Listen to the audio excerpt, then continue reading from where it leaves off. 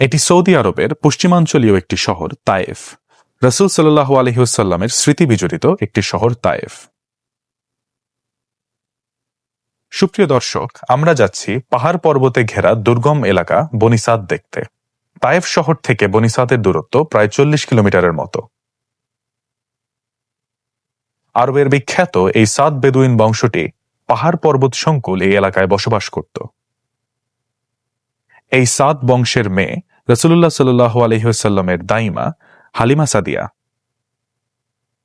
পাহাড় পর্বত সংকুল আঁকাবাঁকা পথ বেয়ে আমরা বনি সাদের উদ্দেশ্যে অগ্রসর হচ্ছি। গাড়ি থেকে নেমে আমরা এদিক সেদিক তাকাই।